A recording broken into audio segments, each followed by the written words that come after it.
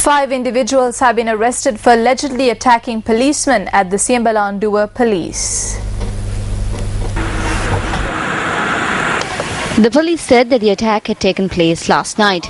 An individual had assaulted 2 police officers who were on mobile patrol. Police media spokesperson SSP Ajit Rohana noted that later a group had arrived at the police station and attacked another 2 police officers.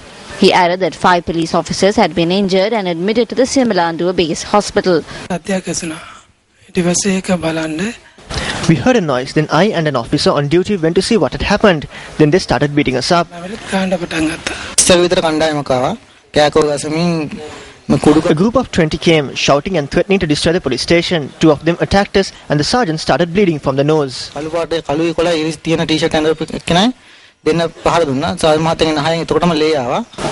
The police said that among those arrested were an UNP Pradesh Sabha member.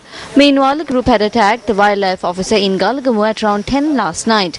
Galgamu Wildlife Reserve Officer IGM Senviratna said that 2 individuals who arrived asking for crackers to drive away elephants had assaulted them. They asked for crackers to chase off elephants. We could not issue it at that time of the night. They were under the influence of alcohol. Therefore, we did not give it to them. They argued with me and assaulted me. They came back at around 10:30 when he went to make the complaint. The 2 individuals who are alleged to have carried out the attack are receiving treatment at the Galgamu base hospital, and the magistrate ordered that they be remanded until the 11th.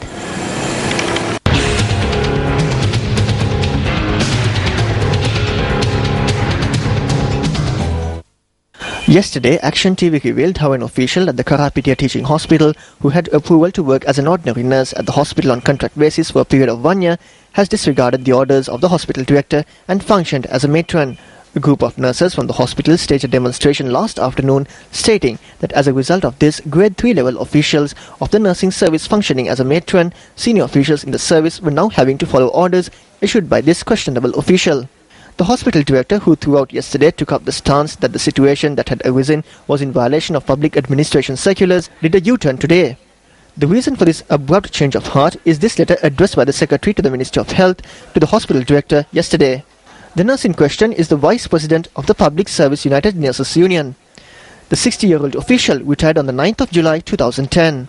However, without the approval of the Public Service Commission or the Cabinet of Ministers, he continued to function for another year on an entitlement basis. Following the completion of this term, he served for another year on the same basis and obtained the approval of the Public Service Commission a month before the year was up. The former Secretary to the Ministry of Health has not approved this official functioning as a matron for that 2-year period.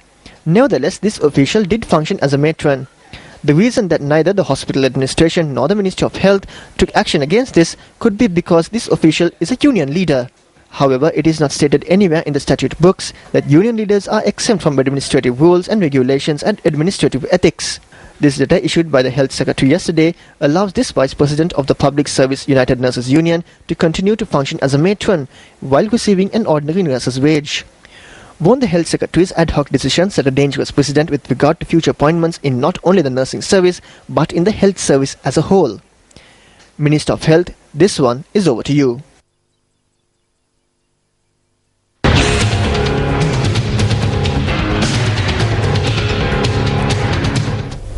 The Deputy Mayor of the Dambulla Municipal Council and another businessman were arrested this morning by the Commission to investigate bribery or corruption.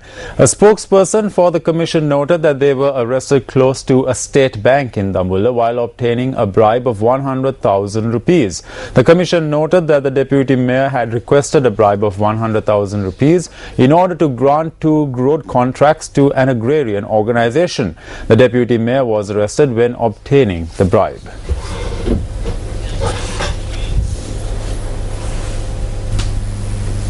In more local news, United Nations Development Programme's Sri Lankan Human Development Report 2012, titled Bridging Regional Disparities for Human Development, was released in Colombo today.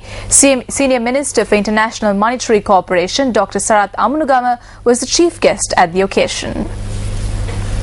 The UN Resident Coordinator in Sri Lanka, Dr. Suvinay Nandi, UN Assistant Secretary General Dr. Ajay Chiba, and the Chairman of the Institute of Policy Studies, Professor W.D. Lakshman, were among those present at the launch of the report. I must say that I am invited to these meetings because everybody is talking about poverty. But nobody is talking about the people who are growing out of poverty. In my view, what we should focus on is the growth of the middle class. People who are climbing out of poverty. People who are achievers. Rather than the diminishing numbers of people who are in the lowest poverty categories. Of course, we have bleeding hearts, we all have very liberal tendencies, that is important. Nobody is decrying the fact that one has to, for ethical reasons, for moral reasons, economic reasons, look at the bottom numbers. But if you are really interested in reducing these numbers, we have to, I think, concentrate more and create an enabling environment for people to climb out of poverty. The UNDP's Sri Lanka Human Development Report 2012 contains some notable statistics on unemployment in Sri Lanka. For example, the report notes that the country as a whole has a youth unemployment rate of 21.25%. In terms of unemployment by education level, the report states that unemployment is highest at 11.2% in the A-levels and above category. In conclusion, the report states that the statistics contained in it demonstrate that the poorest, most deprived parts of the country are the conflict-affected northern and eastern provinces, provinces with large estate populations, and remote districts such as Monaragala. The report notes that in Sri Lanka, the flow of financial and human resources to deprived areas should be accompanied by improved monitoring and evaluation of resource use and the achievement of targets. Staying in local news here on News First, 4 people were killed and 10 others injured in motor accidents that occurred in 3 separate locations during the past 24 hours. 2 people were killed in an accident involving 2 buses in the Irupale area in Jaffna at around 1 this afternoon. The police said that a private bus flying from Point Pedro to Jaffna had collided head-on with a bus travelling from Tengol to Jaffna. Both drivers died in the accident.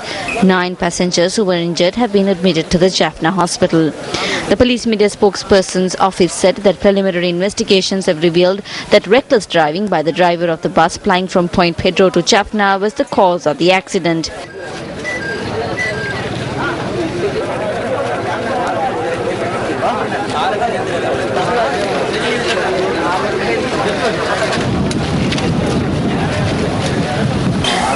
Meanwhile, an 18-year-old youth was killed in an accident that took place in the Yaya 6 area along the Laggala-Bakamuna road.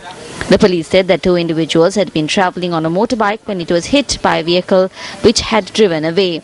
The rider of the motorbike was killed on the spot. The other person who was injured was admitted to the Polonnaruwa hospital.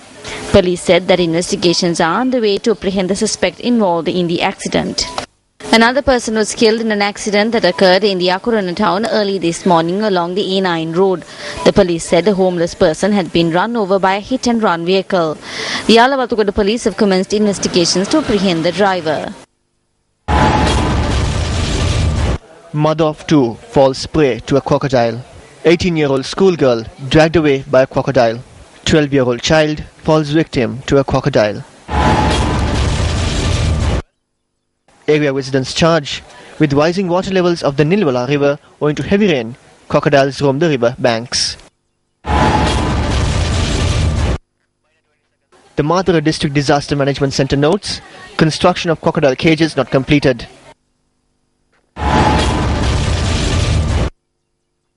Shouldn't appropriate measures be taken to protect lives before the next rainy season?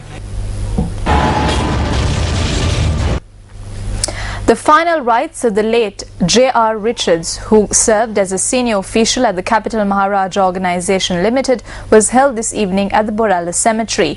J.R. Richards was 65 years old at the time of his passing.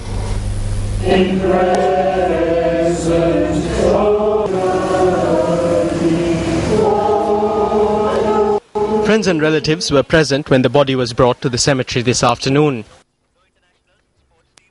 J.R. Richards, who was born on the 24th of August 1947, was a proud product of St. Thomas's College, Mount Lavinia. He joined the Capital Maharaja Organisation as a junior executive in 1977.